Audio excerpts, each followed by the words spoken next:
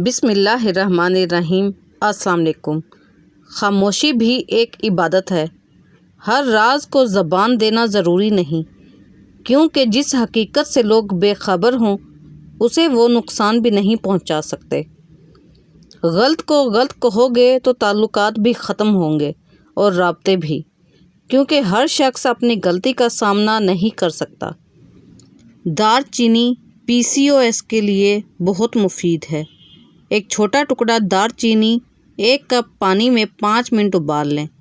چھان کر اس میں چند قطرے لیموں اور 1 چمچ شہد ملا کر دن میں 1 بار لازمی پئیں۔ یہ انسولین کی کارکردگی کو بڑھا کر اوولیشن، انڈے بننے کا عمل بحال کرتا ہے۔ آلو، گوبھی، مٹر، بینگن، بڑا گوشت، چاول، دہی، لسی اور فریج کا ٹھنڈا پانی پٹھوں کو مزید اکڑا دیتا ہے۔ اس لیے مریضوں کو دیسی مرغی یا بکرے کے گوشت کا شوربہ ادرک، لہسن اور کالی مرچ ڈال کر کھلائیں۔ کمزوری سے ہاتھ پاؤں کانپتے ہیں تو کالے چنے اور مصری کھائیں، اس سے اعصاب مضبوط ہوتے ہیں۔ اپنا ہر معاملہ اللہ کے سپرد کر دیا کریں، پھر آپ کی جنگ آپ کا رب لڑے گا۔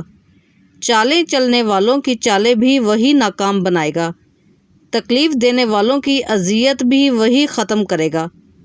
کوئی شر آپ تک نہیں پہنچ سکے گا، کوئی بری نیت آپ کو توڑ نہیں سکے گی۔ بس اتنا کیا کریں کہ خود لڑنا چھوڑ دیں اور معاملہ آپ اللہ کے ہاتھ میں دے دیں۔ یورک ایسڈ دراصل جسم میں حد سے زیادہ تیزابیت جمع ہونے کا نام ہے۔ بڑا گوشت، پالک، مسور کی دال اور دہی کا استعمال فوراً بند کر دیں۔ اپنی خوراک میں لوکی، توری، کھیرا، روزانہ شام کو سونف، الائچی کا قہوہ شامل کریں۔ یورک ایسڈ چند دنوں میں نارمل ہو جائے گا اور جوڑوں کا درد بھی غائب ہو جائے گا۔ اگر آپ کو مسلسل برف چبانے کی عادت یا شدید خواہش رہتی ہے تو اسے پیگوفیجیا کہا جاتا ہے، جو بعض اوقات آئرن کی کمی کی علامت ہو سکتی ہے۔ سفید بالوں کے لیے پیاز بہت مفید ہے۔ پیاز گرائنڈ کر کے پیسٹ بنا کر سر پر لگائیں اور کچھ دیر بعد اچھے شیمپو سے دھو لیں۔ چند دن ایسا کرنے سے سفید بال کالے ہونے لگیں گے۔ صدقہ کرنے سے مصیبتیں ختم ہو جاتی ہیں۔ ناریل اور چقندر کھا لینے سے ہڈیوں کے جوڑ مضبوط ہو جاتے ہیں۔ سونے سے پہلے ناف میں بادام کے تیل کے قطرے لگانے سے جلد چمکدار اور خوبصورت ہو جاتی ہے۔ پلکیں لمبی کرنے کے لیے روزانہ پلکوں پر رات کو سونے سے پہلے تیل لگانا چاہیے۔ گندم کے آٹے کی روٹی کھانے سے معدہ مضبوط ہو جاتا ہے۔ آغاز ہمیشہ میٹھی باتوں سے ہوتا ہے۔ کوئی آ کر یہ نہیں کہتا کہ میں سانپ ہوں، ڈسنے آیا ہوں۔ پاؤں سے بیماری کا پتہ چلانا۔ اگر آپ کے پاؤں سوجے ہوئے ہیں تو سمجھ لیں شوگر ہائی ہے۔ پاؤں پر خارش ہوتی رہتی ہے تو جگر کا مسئلہ ہے۔ پاؤں پر فنگس ہے تو معدے کا مسئلہ ہے۔ پاؤں کی ہڈیوں میں درد، وٹامن D کی کمی، خلیاں پڑتی ہیں تو میگنیشیم کی کمی، پاؤں سن ہوتے ہیں تو وٹامن B1 کی کمی، ایڑیوں میں کریک پڑتے ہیں تو وٹامن B2 کی کمی ہے۔